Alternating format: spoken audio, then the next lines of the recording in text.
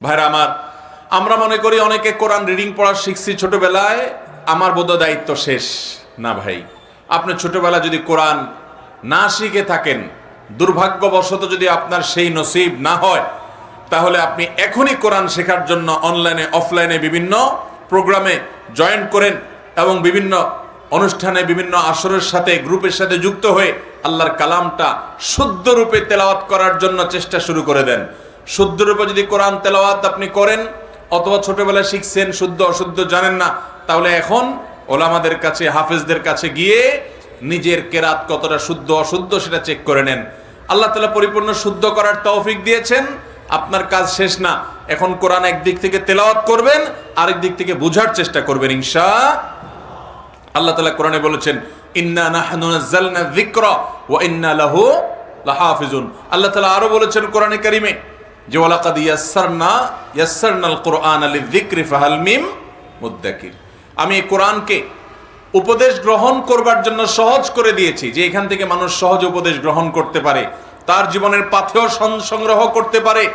জীবন চলার পথে হাজারটা পথ আছে, কোন দিকে চললে, কোন পথে চললে, কোন কাজ করলে তার শেষ গন্তব্য জান্নাত হবে, শেষ মাথায় জান্নাত পাবে, সেই ডিরেকশন, সেই দিক নির্দেশনায় কোরআন দেয়। অতএব এখান থেকে উপদেশ গ্রহণকারী কি কেউ আছো? ভাইরা আমার, কোরআনের এই দিক নির্দেশনা, কোরআনের এই ডিরেকশন, এটা নিতে হলে তো কোরআন বোঝার চেষ্টা করতে হবে, কোরআন জানার চেষ্টা করতে হবে। সেজন্য কোরআন জানা এবং বোঝার জন্য চেষ্টা করবো তো ইনশাআল্লাহ। কোরআন জানা এবং বোঝার জন্য শুধুমাত্র ওয়াজ মাহফিলে আসলেন বছরে 2-4-5 দিন, এটা যথেষ্ট নয়। কোরআন বোঝার জন্য ওলামায়ে কেরামের মাথা হাতে একেবারে শুরু থেকে শেষ পর্যন্ত গোটা কোরআন একটি বার হলেও কোরআনের আহকাম রিলেটেড বিষয় আছে, মুহকামাত আয়াত আছে, আরো গুরুত্বপূর্ণ বিষয় আছে, লা ইয়াকিলুহা ইল্লাল আলিমুন। সেগুলো ওলামায়ে কেরাম ছাড়া কেউ হয়তো বুঝবে না, বা সাধারণ মানুষের জন্য বোঝা কঠিন হবে। কিন্তু কোরআনের বেশিরভাগ অংশ জুড়ে উপদেশ আছে, উপমা আছে, দৃষ্টান্ত আছে, ইতিহাস আছে, শিক্ষা আছে, হালালের বিবরণ আছে, হারামের বিবরণ আছে। সেগুলো আমরা বোঝার সুযোগ আছে না নাই? অতএব বোঝার চেষ্টা করবো তো ইনশাআল্লাহ। আমাদের বেশিরভাগ মুসলমান ভাইয়েরা কোরআন বুঝার ন্যূনতম চেষ্টাও করেন না, সাধারণ চেষ্টাও করেন না। এত বড় মজলিসে আমরা যদি জিজ্ঞাসা করি, কোরআনে কারীম আসমানি গ্রন্থ আল্লাহ নাজিল করেছেন, আপনি এই কোরআন থেকে 5টা হালাল কাজ, যেগুলোকে আল্লাহ তাআলা কোরআনে হালাল ঘোষণা করেছেন, আর 5টা হারাম, যেগুলোকে এই কোরআনে আল্লাহ তাআলা হারাম বলেছেন, বলতে পারবেন এমন লোক আছেন এখানে? নাই। একজন আল্লাহর বান্দা আছেন, ওলামায়ে কেরাম 2-4 জন আছেন যারা, তারা তো জানবেনই।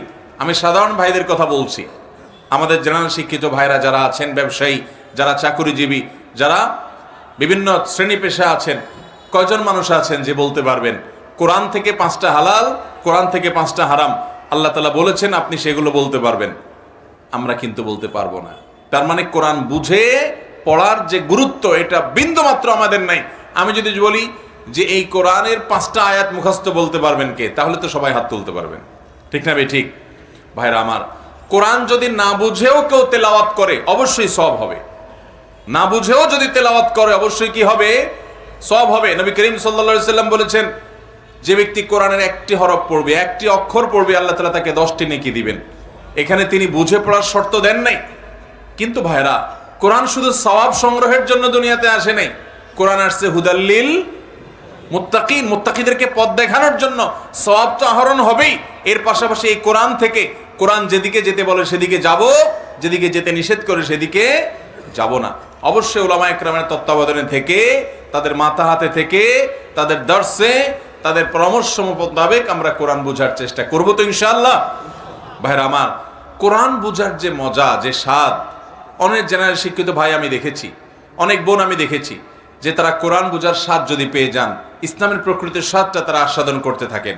তবে বারবার করে আমি বলছি, কোরআন বুঝতে গিয়ে নিজে নিজে একা একা ওলামায়ে কেরামের একেবারে কোনো রকমের পাত্তা দেওয়া ছাড়া নিজে নিজে সব বুঝে ফেলবেন, এইরকম একা একা চলতে গেলে বেশিরভাগ ক্ষেত্রে আল্লাহ মাফ করুক, গোমরাহির দিকে যাওয়ারও আশঙ্কা আছে। সেজন্য সাবধান।